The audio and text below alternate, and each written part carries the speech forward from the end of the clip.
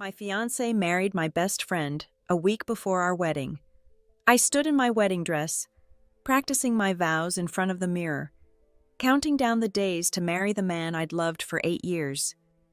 The same man who played my childhood hero, who saved me from bullies in the sandbox, who became my everything.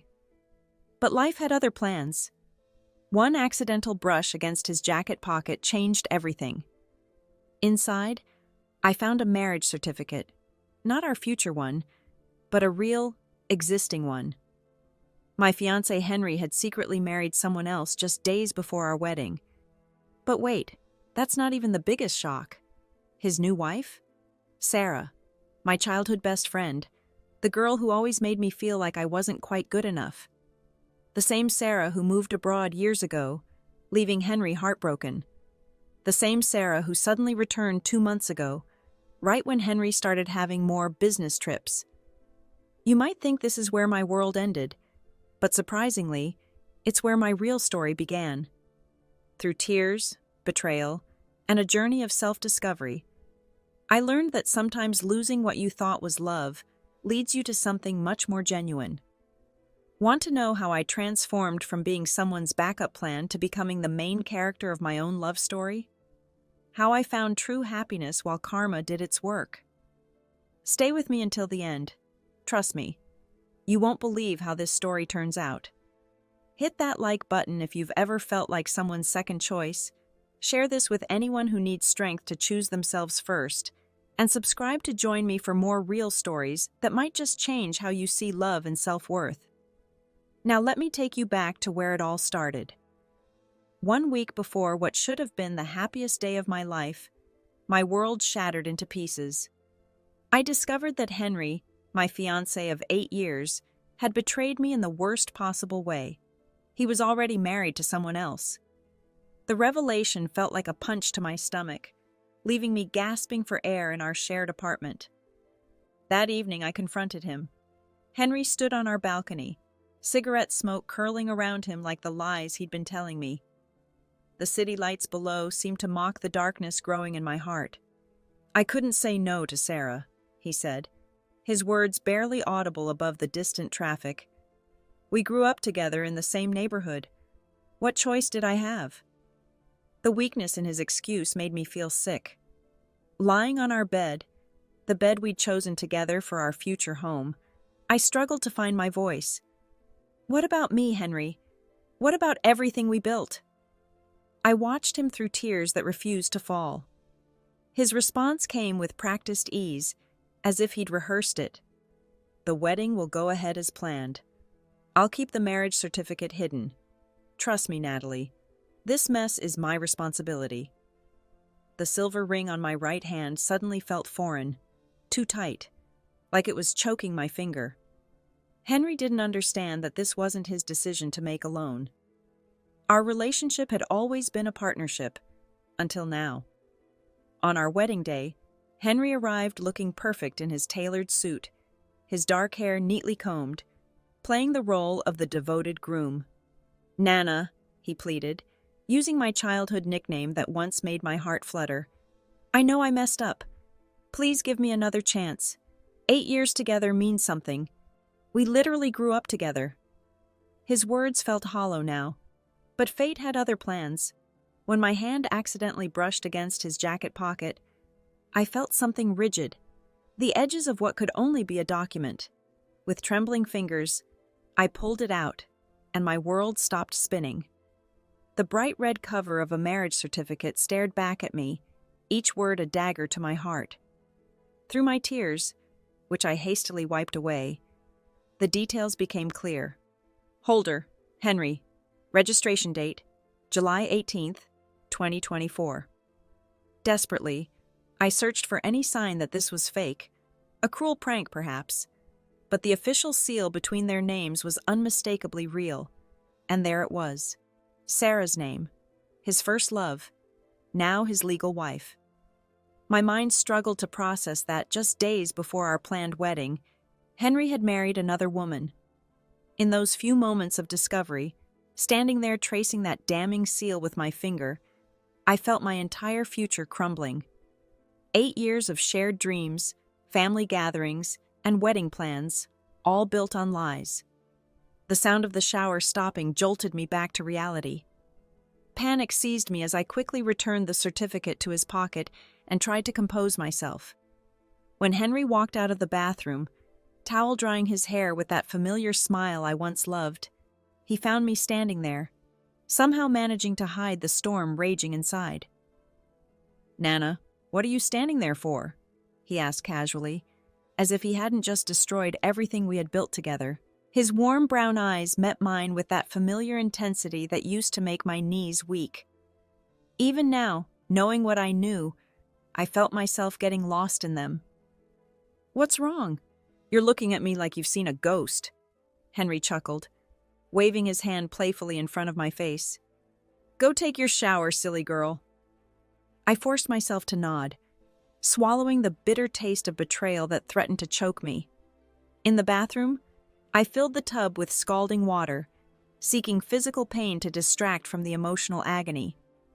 I submerged my head beneath the surface, letting the water press against my ears, my lungs burning for air. The suffocating feeling matched the weight crushing my chest. When I finally came up gasping, reality hit me harder than before. This wasn't some terrible dream I could wake up from. My fiancé, my Henry, had married another woman. With trembling hands, I reached for my phone and pulled up Sarah's social media. There it was, posted just that morning, a photo that made my stomach turn. 2 hands intertwined, a bright red heart emoji floating above them, and spread out beneath, that same damning marriage certificate. Holder Sarah. Registration date, July 18th, 2024. The man's face in the photo was deliberately blurred, but I knew those hands, those fingers that had wiped away my tears countless times before. Diving deeper into her profile, I discovered she had moved back to the country 2 months ago. The timing hit me like a slap. It perfectly aligned with when Henry's business trips suddenly became more frequent. Every excuse, every late night at the office, every missed call, it all made terrible sense now. When I emerged from the bathroom, wrapped in my robe and still dripping, the apartment felt different. Henry was gone, along with the jacket containing the evidence of his betrayal.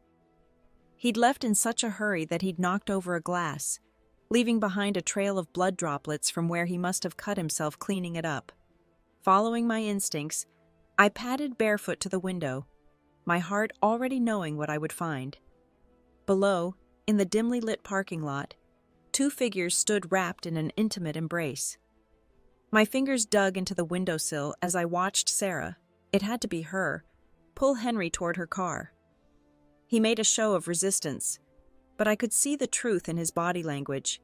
He wanted to go. The car's interior light flickered as they got in, their shadows merging into one, each flash feeling like a knife twisting in my chest. I stumbled back to our bed, my legs barely supporting me. Sleep was impossible as my mind tortured me with memories of our 8 years together. Every kiss, every promise, every shared dream. Had any of it been real? The click of the door handle made me freeze. Henry slipped in quietly, thinking I was asleep. The mattress dipped as he sat down, and I felt him pull the blanket over both of us before moving closer.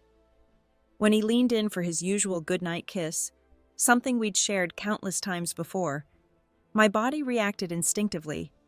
I pulled away, the thought of his lips touching me now making my skin crawl. "Don't!" I wanted to scream. "Don't touch me with the same lips that kissed her." Instead, I faked a nightmare, turning away and pretending to drift back to sleep. Henry didn't push it, settling beside me in silence. In the darkness, I could hear his heartbeat, rapid and uneven, echoing my own troubled rhythm. Each beat felt like another lie in our crumbling relationship. The night dragged on, and neither of us could sleep. After tossing and turning, Henry got up and went to the balcony.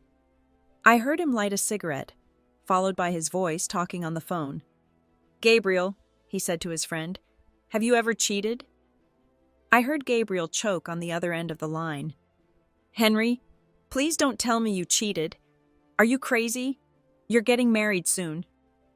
Henry answered calmly, like he was talking about the weather. Yeah, I did. Gabriel started cursing. What's wrong with you, Henry? Tell me you're joking. Henry's voice stayed steady. No, it's true. Sarah and I are already married. I heard a chair scraping on Gabriel's end, followed by more swearing. Henry just stood there, smoking, his face blank like always. She wasn't doing well when she was studying abroad, Henry explained. Her parents tried to force her to marry someone else and made her end her pregnancy. She kept crying. You know I can't say no to Sarah. We grew up together. We've been through everything together. I love her. Those words felt like knives in my heart. I wanted to scream. Henry, if you love Sarah, what about me? Did you ever love me at all? Gabriel was quiet for a while before asking, Does Natalie know? What are you going to do about her? Henry coughed on his cigarette smoke and snapped back. What can I do about Natalie? I can't just break up with her. She's too nice for that. Gabriel took a sharp breath. Henry, you've really messed up this time. What about your wedding with Natalie? What happens when she wants to register your marriage after the ceremony? How will you explain things then? Henry turned to look at me on the bed, thinking I was asleep. His voice got softer. The wedding will happen as planned. I'll find ways to delay getting the marriage certificate. I owe Natalie that much. I still care about her. The wind carried away his other words before I could hear them. I just rolled over and hid under the blanket. I touched the silver ring on my right hand. It had never fit right. But this wasn't Henry's choice to make alone. People always called us childhood sweethearts because we grew up together. But the truth was, we were more like strangers who happened to live in the same neighborhood as kids. From day one, Sarah was the girl Henry truly loved. She was perfect in every way, with her neat braided hair, pretty white dresses, and clean white shoes. Every boy in our neighborhood wanted to be with her. And me? I was just Sarah's only friend, the odd girl she didn't mind being seen with, even with my awkward, sticking-out teeth. I'll never forget the first time I met Henry. I was playing in the sandbox, trying to build a castle, when some mean kids pushed me down. I fell face first into the sand. Kids can be so cruel when they want to hurt someone. They stood around me, laughing. Natalie, why do your teeth stick out like that? You look like a donkey, they teased. They formed a circle around me, making donkey sounds until I started crying. That's when Henry showed up, just like a hero from my storybooks. He scared the bullies away, helped me stand up, and cleaned the sand off my dress. Stop crying, he said, offering me candy. I kept that candy for years, even after it melted away, leaving just the wrapper and stick. Henry stayed and played with me all afternoon, but when he walked me home, something happened that would set the tone for our whole relationship. His ears turned red as he handed me a pink envelope, mumbling, Natalie, could you please give this to Sarah? The warm feeling in my cheeks disappeared with the wind. Right then, I knew I wasn't the one he wanted.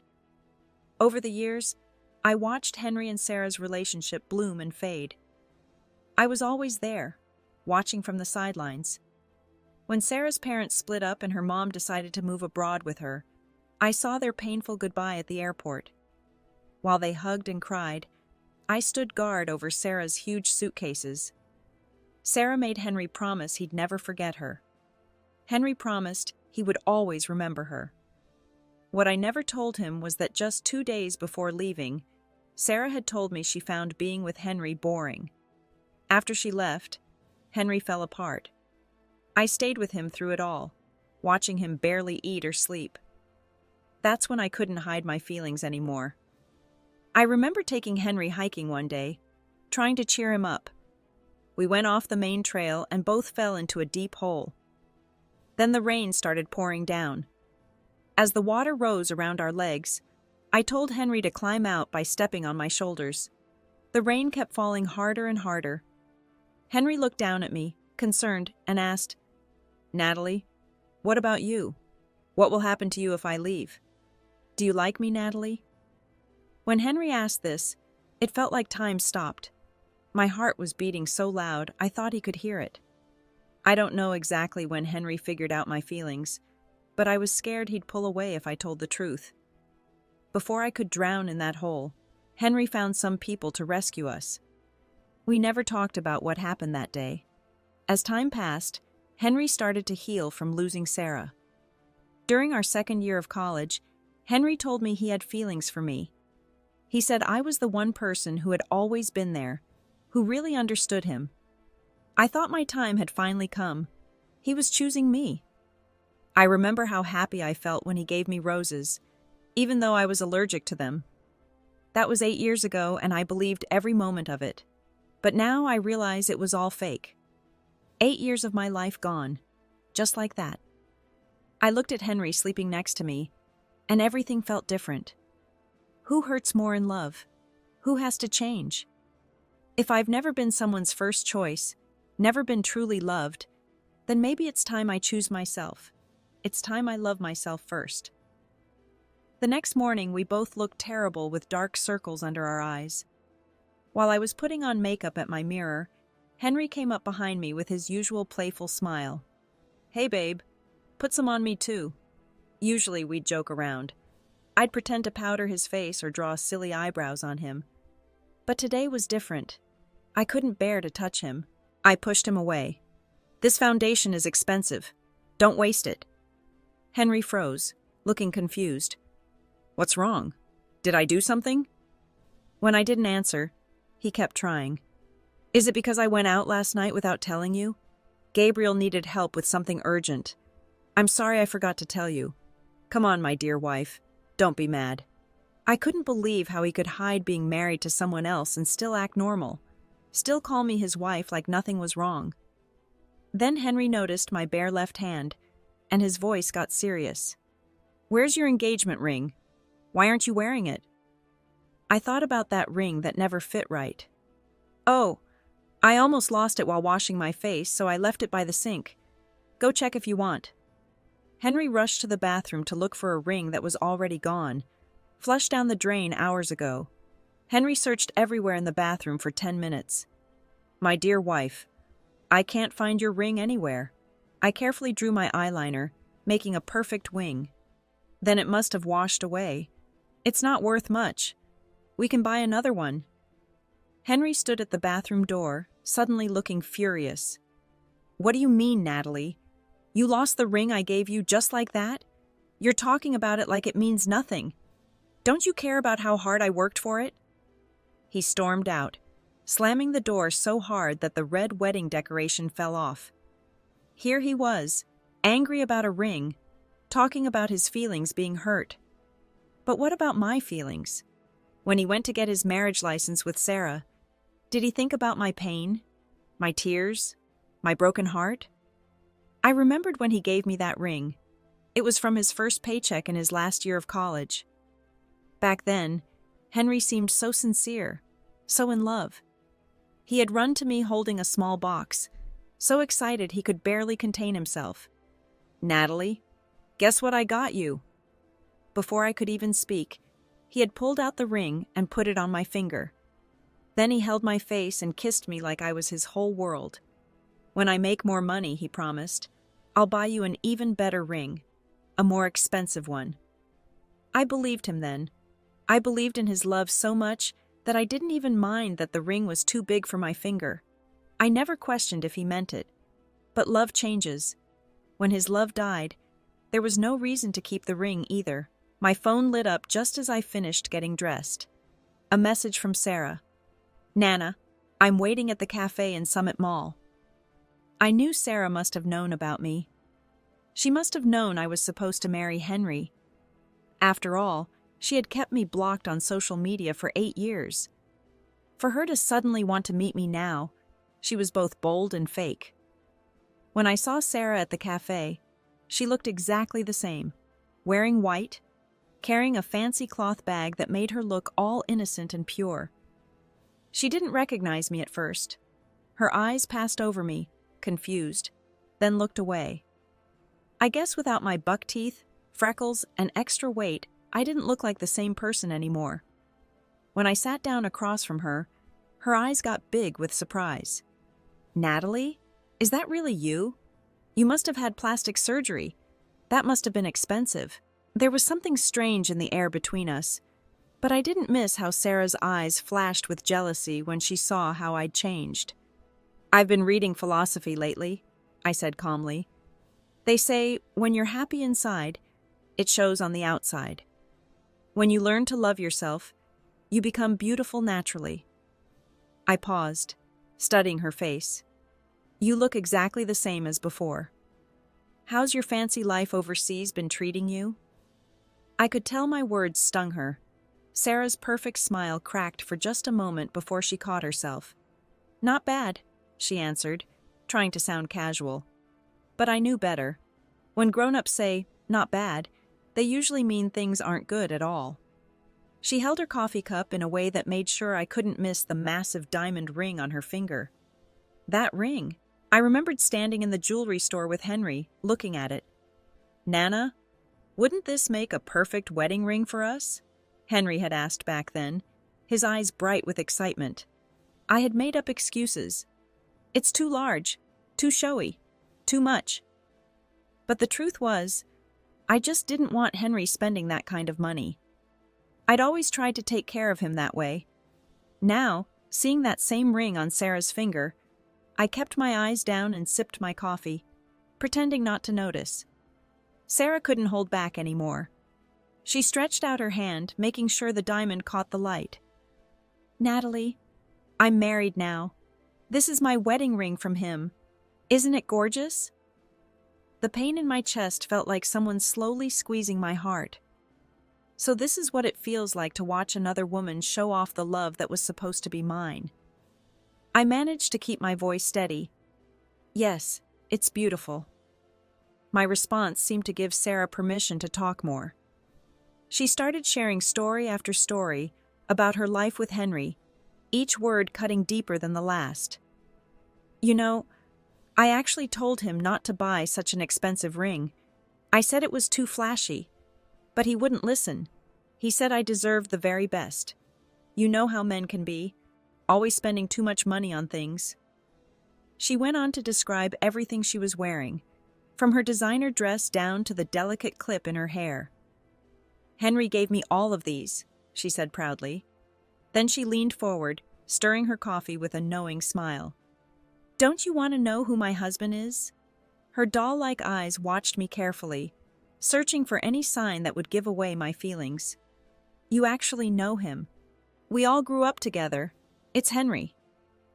Just as those words left her mouth, I spotted a familiar figure walking toward us, carrying shopping bags.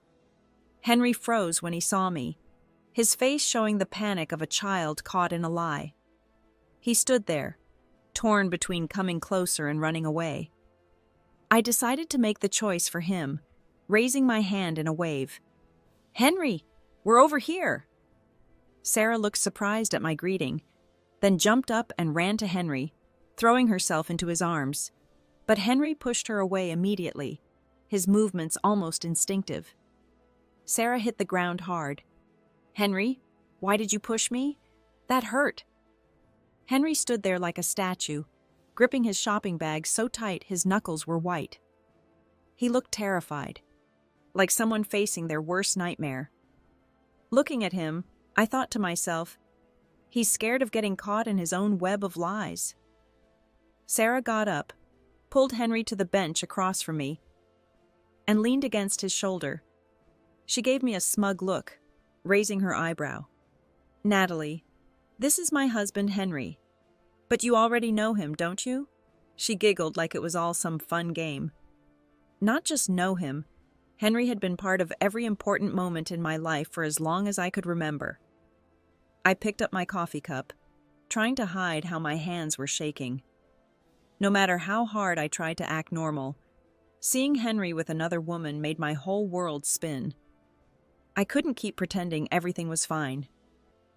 "I need to leave," I said suddenly, feeling my emotions about to burst. I grabbed my bag and rushed toward the exit. As soon as I stood up, the tears I'd been holding back started falling, making everything blurry. Natalie! Natalie, wait! Henry chased me all the way to the elevator. Natalie! Nana, please, let me explain. When he grabbed my wrist, I spun around and slapped him as hard as I could. Explain what? I shouted. Explain why you're with Sarah? Why you married her? Why you slept with her? Which part can you possibly explain? I wiped my tears angrily, my voice shaking. You're such a horrible person, Henry. Nana, you know everything? Henry couldn't even look at me anymore. Yes, I know everything. I know you married her behind my back. Oh, and congratulations on your wedding, I said bitterly. Henry flinched like my words physically hurt him. He suddenly looked up at me, his face full of pain. Nana, don't say that. He stopped, realizing there was nothing he could say to make this right. The silence between us felt heavy enough to crush us both. Natalie, just give me some time, he finally said, his voice stronger now, more determined. I'll divorce Sarah. I'll fix everything between us. It won't affect our wedding, I promise. I couldn't help but laugh, a hollow, hurt sound. Do you really think I'd believe anything you say anymore? Sarah had followed us, and when she heard Henry mention divorce, she screamed, Henry, are you going to abandon me too? Henry stood there, trapped between us, unable to decide. I pulled my hand away from his grip. Let go, Henry. You've never chosen me before, so why make this harder on yourself? Sometimes letting go is the best thing you can do. Finally, Henry's grip loosened. I was about to step into the elevator when Henry grabbed my arm again. His eyes were bloodshot, and his voice shook with desperation. Natalie, please give me one more chance.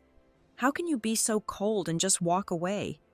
Who cares about a marriage certificate? It doesn't change how much I love you. He squeezed my wrist harder, trying to make his point. Natalie, I know I messed up. Please come back. We can fix this and go back to how we were before. I looked at him with a cold smile, trying to hide how angry I really was. Henry, that's not how you say sorry. If you mean it, you bow your head and show it with actions, not by hurting my wrist. He finally let go. As I rode down the escalator, I could see him in the shiny metal panels. His reflection showed everything, how he kicked and punched the escalator over and over, letting out all his anger. By the time I walked out of the mall, the strong wind had dried my tears. The heavy feeling in my chest disappeared with each gust of the storm. I realized then that letting someone go can happen just like that, in a single moment. The storm kept going for 3 days straight, with wild winds and endless rain. I stayed in bed the whole time, wrapped in my blanket, sniffling now and then. Mom couldn't sit still, walking around my room and clapping her hands in anger. That Henry! First he cheats before the wedding, then he goes and marries someone else? Does he think our family is stupid? Dad was even angrier, slamming his newspaper down. Why are we just talking? Let's go to his house right now and make him face us. What kind of man does this? My daughter stood by him for years, and right before they're supposed to get married, he cheats and marries another woman? How dare he hurt her like this? I blew my nose loudly, trying to calm them down. Mom, Dad, there's a terrible storm outside. Just stay home and relax. I'm okay. Stronger than you think. I'm not going to do anything stupid over this. Mom came closer, worried. Are you sure you're all right? You don't have to act tough in front of us. If you need to cry, just let it out. Keeping it inside isn't good for you. I'm really okay, I said, gently pushing them toward my bedroom door. But before closing it, I stuck my head out one last time. Hey, Mom, could you set me up on a blind date? On day 4, when the storm finally cleared, I drove my small pickup truck to Henry's place. I had to get my things. There were so many memories to pack away. I went to get my things from Henry's place, stuff that wasn't cheap, but I didn't go alone. My 2 cousins and 3 uncles came with me for support. even though I told them not to start any trouble. My oldest cousin already jumped into the front seat of my truck, ready for anything. The moment I opened Henry's door, I got hit with a strong smell of alcohol that made me step back. Henry came stumbling out, holding a whiskey bottle in one hand while his other hand fidgeted with his clothes. When he saw me, his face lit up like a Christmas tree. He rushed over in one quick step. "Natalie, you came back," he said excitedly. "The hotel manager called yesterday. The wedding venue is all set up exactly how you wanted it. We just need you to check the menu and guest list. Oh, and the bridal shop called too. They want you to try on your dress one last time for any final fixes. Should we go look at everything?" He looked at me with such hope in his eyes, like nothing bad had ever happened between us. I figured the alcohol must have messed with his head. He was drunk enough to forget reality. "Henry, I'm just here for my things," I said firmly. I pulled out 2 contracts and shoved them at him. One was for his company shares, the other for the house. Back when we started, Henry was too proud to take help from his family. He wanted to prove himself, so I invested my money in his dreams. We bought this house together too, splitting the loan payments. Even the house renovations needed to be divided fairly. Henry held on to those contracts like they were lifelines, his eyes red and wild. "Do we really need to split everything up like this?" he asked. "Yes, we absolutely do." I was glad I brought my cousins. 3 of them were already moving my stuff out while 2 stayed right beside me. Henry just stood in the corner, clutching those contracts. I really looked at him then, his messy appearance, the nervous energy coming off him. Sure, he was 2 years older than me, but right then he seemed like a lost kid who needed someone to take care of him. His nose was kind of flat, and his glasses never stayed in place. Almost 30 years old, and still getting acne, leaving marks on his face. Not very tall either. When I wore heels, I could see where his hair was thinning on top. Everything I once thought was perfect about him now looked different without love clouding my vision. "Henry, you're just ordinary," I said. "Without my love making you special, you're nothing at all." When I finished speaking, Henry looked up at me, his mouth trembling slightly. He signed the contracts, handed them over, then shuffled back to his room. He came back with 2 wrinkled papers that smelled like cigarette smoke. I noticed the words, "apology letter," at the top of those wrinkled papers. Without even reading it, I folded it and handed it back to Henry. "You won't even read it?" he asked. "Why are you being so cold, not giving us any chance to fix this? Natalie, have all your feelings for me just disappeared?" His eyes were filled with confusion and desperation. What will it take to get back what we had? Should I divorce Sarah? Cut her out of my life completely? Would that make you take me back? Henry's voice got louder, more emotional. "Natalie, please say something. Why won't you talk to me?" When he tried to step closer, my cousin pushed him back gently, making him stumble and fall.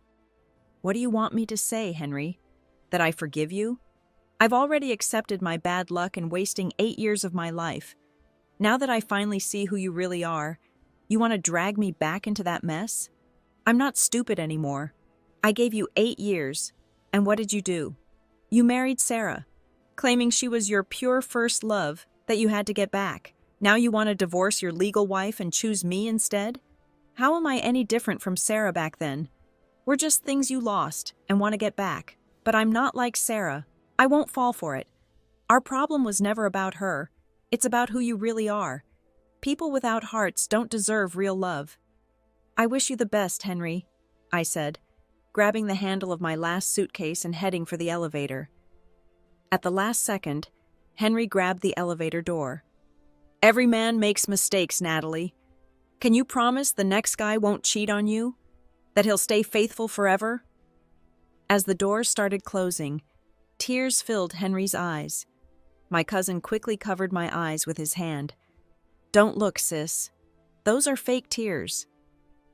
For the next 3 months, I buried myself in work, dealing with endless paperwork. That contract I made Henry sign was clever. He didn't realize he was signing over all his shares to me. Our old shared office now belonged to someone else. All traces of him were slowly disappearing from my life. I hadn't seen Henry since that day, but surprisingly, Sarah came to find me. She needed to borrow money because Henry was trying to divorce her, and she couldn't afford a lawyer. She was pregnant, but Henry was claiming the baby wasn't his. "Nana, please help me. We used to be friends," Sarah pleaded. "I'll give Henry back to you. I won't fight for him anymore." I looked at the big diamond ring on her finger, thinking she could easily solve her money problems by selling it. Seeing my glance, Sarah's face fell. She pulled off the ring and threw it in the trash with a heavy sigh. "It's fake. Henry never gave me a real ring. He doesn't love me. It's always been you." Sarah started crying as she spoke. "Henry's such a terrible person. He never loved me, not even from the beginning." I cut her off before she could say more, handing her $10,000.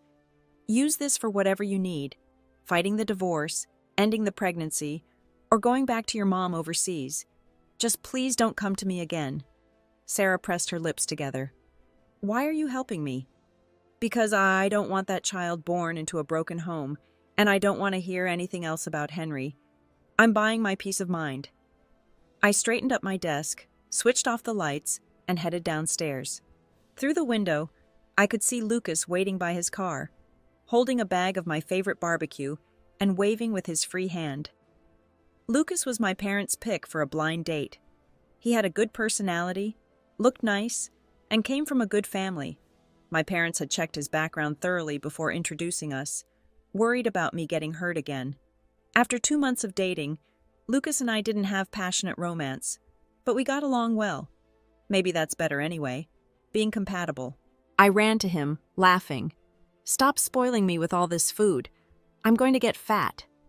"How else will you fill out your wedding dress?" he teased back. "Then you'll be the one complaining in the mirror about having no meat." "No meat?" I repeated playfully, pinching his waist. We both knew I wasn't talking about his stomach.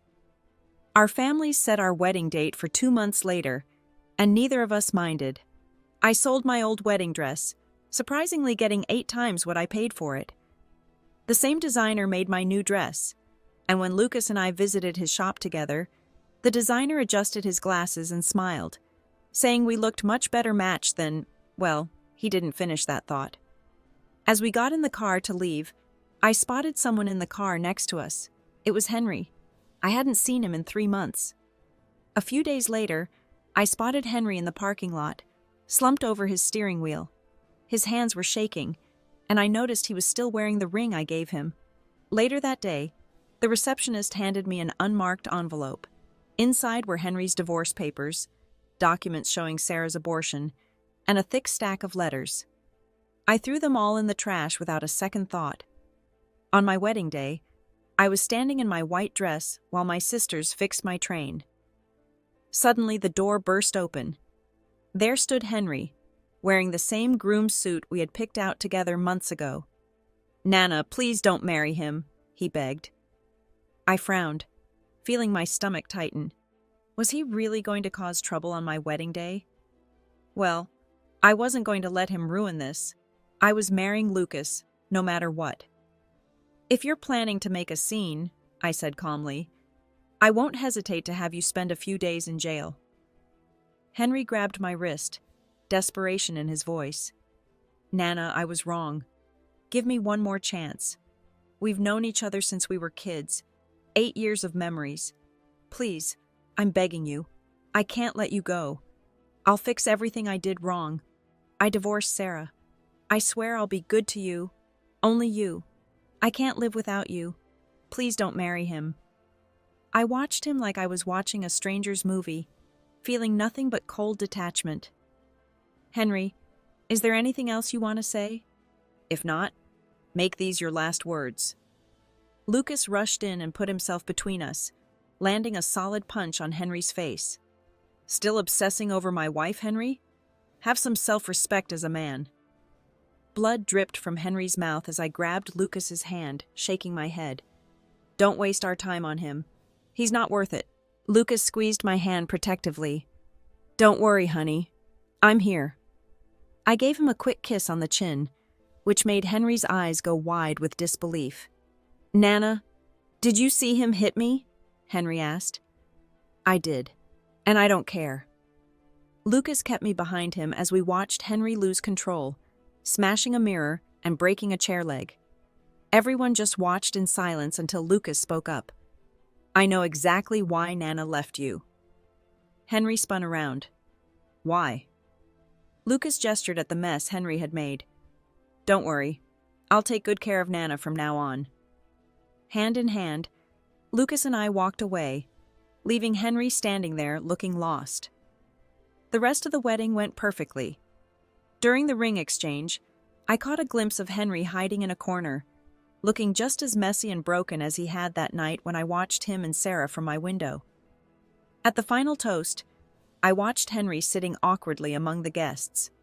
Everyone kept glancing at each other while politely sipping their wine. Suddenly, Henry stood up, his shoulders heavy with defeat. Natalie, when did you finally let go of me? He asked, his voice barely holding together. Lucas's arm wrapped protectively around my waist. I thought about it for a moment. I guess I always knew I wasn't your first choice. When you don't expect anything, you can't be disappointed. But even when you're prepared for the hit, it still hurts. I said nothing more, just walked away with Lucas. Henry's perspective. I came to ruin her wedding. That was my plan. But when I saw those photos of Natalie and Lucas smiling together, a scary thought hit me. Natalie had already forgotten about me. I went door to door looking for her until I heard laughter coming from one room. Nana, this simple wedding dress looks amazing on you, someone said. Much better than that fancy one from before. Have you been taking something to look so good? Another voice teased. Oh, she's been taking her groom supplements. No wonder she's glowing. They all laughed, including Natalie. I closed my eyes, trying to remember the last time I heard her laugh like that. I realized she hardly ever smiled when she was with me. Then someone mentioned my name, and everything went quiet. Henry? He doesn't matter anymore. If you hadn't brought him up, I wouldn't even remember him, Natalie said casually. Her words felt like a knife in my chest. I couldn't breathe, pulling at my tie, gasping for air. Natalie, please don't forget me, I whispered to myself as I pushed the door open, scared I'd see hate in her eyes. But she just frowned slightly, like I was nothing more than an annoyance. I acted like a fool, making a scene, breaking things. Usually, Natalie would try to calm me down, talk sense into me. But not this time. I'd become nothing but a joke. I wished she would at least yell at me. Even an angry look would be better than this emptiness. Then I remembered what Sarah said to me in court. Henry, do you really think you're some fairy tale prince who everyone loves and forgives forever? Sarah's cruel words cut deep into my heart. Stop dreaming. Even if we split up, you think Natalie would want you? She sees right through you. You're nothing, and no one will ever truly love you. Go whine to your friends, you cold-hearted, self-centered child. Oh, and I never really loved you. You were just someone I used to get ahead. As I stood there, watching Natalie on stage looking so happy, I finally understood something. I didn't deserve love, especially not from someone like her. Half of my anger melted away just seeing her smile. I wanted to know when she had moved on from me, so I asked her. I was scared I'd never be able to move on myself. This fear confused me, and Natalie stayed quiet, giving me no answer. She didn't want to say even one last thing to me. Time passed. 6 years. Now, Natalie's little girl was 4 years old. I found myself sneaking visits to her kindergarten just to catch a glimpse of her. She was beautiful, just like her mother was at that age. Her round cheeks reminded me of how young Natalie used to hide candy in her mouth, one piece on each side, like a tiny hamster. Watching the little girl run to hug Natalie and call her Mommy made my heart ache. I couldn't help thinking that if I hadn't messed everything up back then, I might have had a daughter that age with Natalie. I had to laugh at myself for these thoughts. Henry, I told myself, you need to stop daydreaming. And that's how my story ends, or should I say begins. 6 years later, watching Henry secretly visit my daughter's kindergarten, I realize how different life can be when you choose yourself first. That broken-hearted girl who once thought she'd never recover is now living her happiest life with a man who chose her from day one. You know what's funny? Sometimes the worst betrayal can lead you to your best decision. I lost an 8-year relationship, but gained a lifetime of genuine love. Lucas isn't perfect, no one is, but he's real, present, and loves me without making me compete with ghosts from his past. That silver ring I flushed down the toilet? Best thing I ever lost. That marriage certificate I found in Henry's pocket? Best truth I ever discovered. Sometimes life's biggest heartbreaks are actually life's biggest wake-up calls. To anyone watching who feels stuck being someone's second choice, you deserve to be someone's only choice. Don't waste years loving someone who makes you feel like a backup plan. Real love doesn't make you question your worth. Henry still wears the ring I gave him, still watches from a distance, still lives with his regrets. But me? I'm too busy enjoying my life with Lucas and our beautiful daughter to look back. Remember, it's never too late to rewrite your love story. Sometimes the best chapters begin right after you think the book is over. If my story touched your heart, don't forget to like and share it with someone who might need to hear this message. Subscribe for more real stories about love, life, and finding your worth. Until next time, choose yourself first. Everything else falls into place after that.